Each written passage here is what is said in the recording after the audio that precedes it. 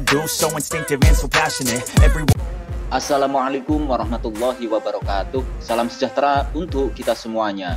Jumpa lagi dengan Digital Edu, kabar terkini dari Kepala BKN bahwa terdapat 5 poin perubahan mekanisme seleksi P3K 2022. Apa saja 5 perubahan tersebut? Yuk simak hingga akhir videonya. Sebelum kita lanjut, tekan dulu like, subscribe, nyalakan lonceng notifikasi, dan mohon jangan lupa untuk di-share. Pelaksana Tugas atau PLT Kepala BKN Bima Haria Wibisana menjelaskan mengenai perubahan mekanisme seleksi P3K tahun 2022. Berikut 5 poin penting penjelasan Bima Haria selaku Ketua Panselnas CASN tahun 2022. Yang pertama, alasan perubahan mekanisme seleksi P3K 2022.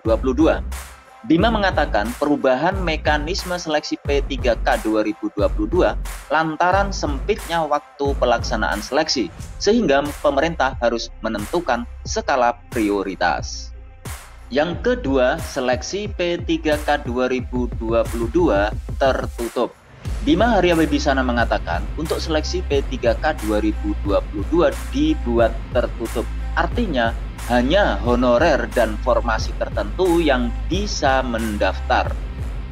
Tahun ini kami hanya memprioritaskan dulu seleksi P3K untuk menyelesaikan honorer, terutama formasi guru dan tenaga kesehatan, kata Bima Haria Wibisana. Selanjutnya yang ketiga adalah peserta seleksi P3K 2022.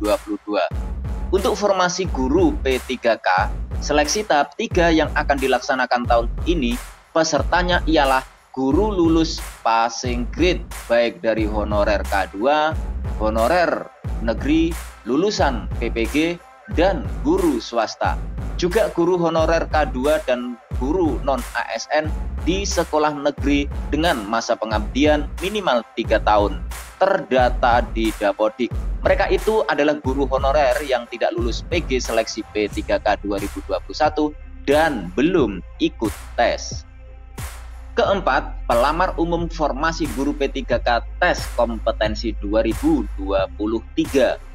Bagaimana dengan pelamar umum? Yaitu guru honorer negeri terdaftar di Dapodik kurang dari 3 tahun. Kemudian lulusan PPG dan guru honorer swasta. Nah, Bima Haria menyampaikan mereka akan dites kompetensi pada 2023. Tahun ini mereka hanya bisa mendaftar dan menjalani seleksi administrasi. Jadi belum adanya seleksi kompetensi P3K 2022 untuk pelamar umum tahun ini karena terganjal anggaran.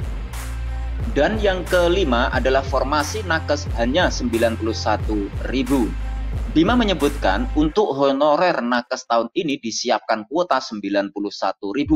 Padahal jumlah tenaga non-ASN sekitar 277.000.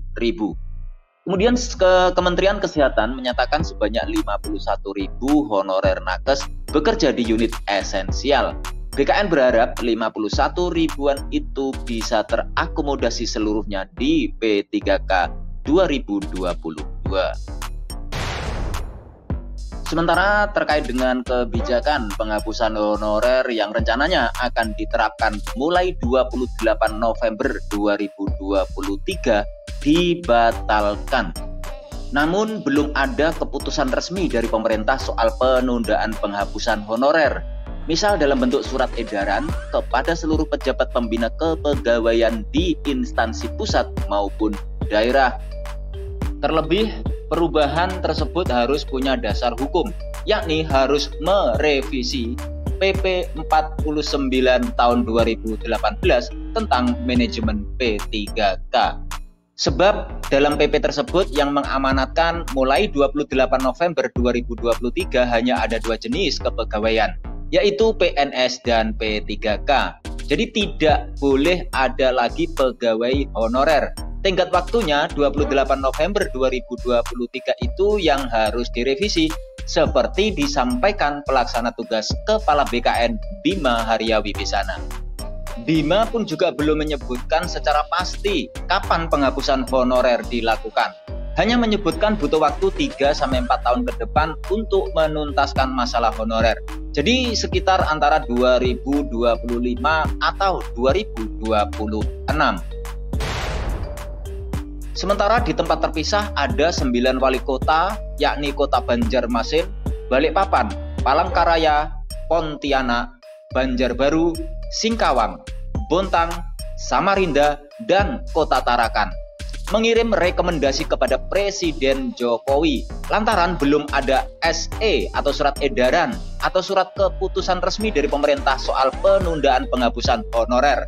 Rekomendasi kepada Jokowi disampaikan pada saat Rakerwil Asosiasi Pemerintah Kota Seluruh Indonesia atau APEKSI kelima Regional Kalimantan di Kota Banjarmasin, Kalimantan Selatan, Kamis 30 September.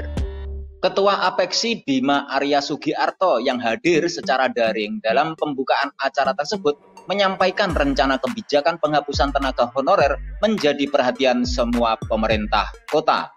Karenanya, Wali Kota Bogor itu mengatakan masalah penghapusan honorer menjadi materi pembahasan dalam Rakerwil APEKSI Regional Kalimantan. 9 wali kota yang tergabung dalam APEKSI Regional Kalimantan itu akan menuangkan hasil rapat dalam bentuk rekomendasi. Rekomendasi ini akan diserahkan kepada Presiden untuk jadi pertimbangan.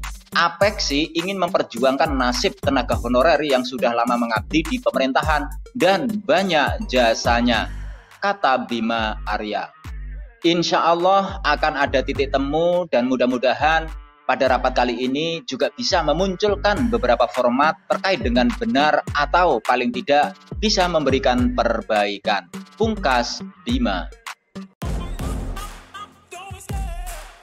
Demikian kabar hari ini, semoga bermanfaat.